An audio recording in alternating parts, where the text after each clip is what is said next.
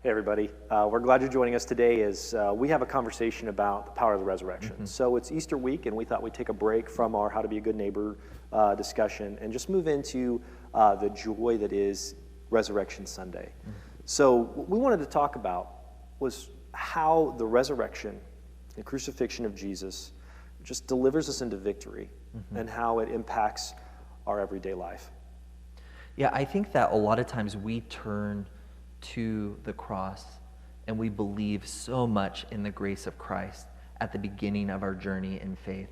But yet once we begin to walk with Christ, we somehow forget that good news.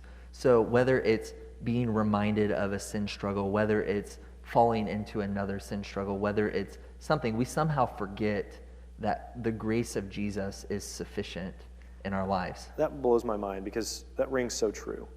That I would never, ever question the need for God's grace when I come to salvation. But so often I struggle to see God's present grace in my everyday life thereafter. How by His grace, I'm no longer under the condemnation that I was before I was saved. Yeah, and that's one of the reasons I'm so thankful that we have the opportunity to think on the resurrection. Whether that be in communion and or preaching, but with Easter. As a Christian, I just need to be reminded that Christ has conquered sin. And when with me, I've shared this with my wife, with others, like when my sin has really got me down and I'm feeling very depressed, I'm feeling like I'm not good enough, it's always because I'm forgetting that Christ has already won the victory, that there is no condemnation when you are in Christ. And I'm thinking, somehow I need to be this super Christian so that I can be justified before God, and also that I can be like justified before men. Yeah. That people would see that He's good. But when I just rest and that Jesus has risen my life already, it's freeing. Yeah, I often feel that pressure to perform, to be good enough. And that can be suffocating. Yeah. And I don't know how often any of you all feel that, but just that pressure of, I say I'm a Christian, and then when I look back at my life and I can pinpoint, I've done that, I've done that, I've done that. I know God's grace is good. Right. And I think for a lot of us, we go, all right, I know God has saved me from that time I lost my cool with my kids. I know God has saved me from my that white lie I told my boss to stay out of trouble. I know God died for those things, that Jesus died for those things. But I think sometimes we struggle to apply that level of grace to those areas of shame in our life. Right. Well, and shame is such a powerful tool of the enemy. And I just think about shame in general. And I think to some degree, everyone, whether you're tuning in, whether you're sitting here, there is something that consistently is an area of shame that maybe it's a sin you participated in many years ago, whether it's a sin you participated in 3 weeks ago, whether it's anything. But shame kind of bears you down and you think, I'm just not redeemable, or I'm just not going to fully be set free. And I know when you preach the gospel and you say that those that are in Christ Jesus are free indeed, I'm not feeling that same kind of freedom. Yeah. You said something a minute ago that really, when we were talking before this, about how our sin doesn't surprise God. Right.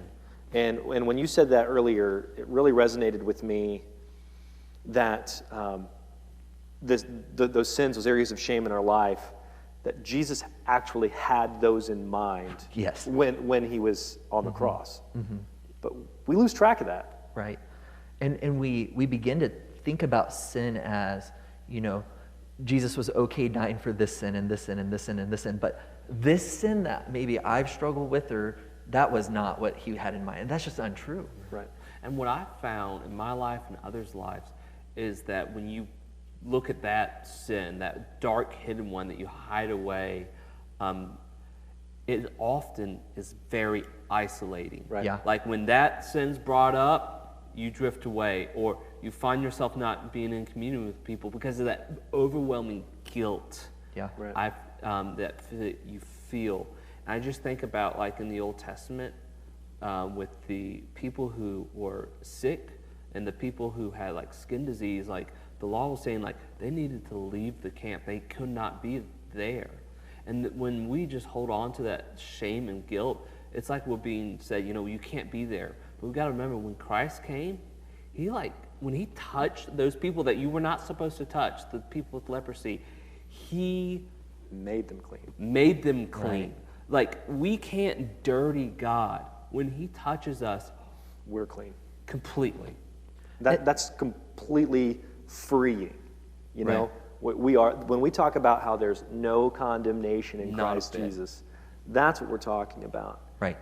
In a podcast I was listening to this past week, he talked about how Jesus is the most understanding, most loving, caring person who has his arms wide open because he can sympathize with our pains. And that level of grace that he, since he can sympathize with us, understand us, that level of grace, when we talk about celebrating at Easter, the joy of the resurrection, we don't, what he's inviting us into is celebrating that victory. Right.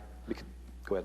Well, I was just thinking for a moment, and I think that some of the reason that you end up in this pitfall of struggling to feel totally free is because you don't fully understand the weight of what the resurrection means for a believer. Right. So when Jesus was on the cross, having in mind whatever struggle you have that you're so shameful about, that when Jesus took that full, total justice and stood and died and took the full wrath of God upon him and then was raised, was proof that God took that as a full payment. Like that sin that young JT struggled with, or 30-year-old JT is struggling with, that when Jesus died, it was in full and it was paid in full, and that God, like the prophets say in the new covenant, remembers my sin no more.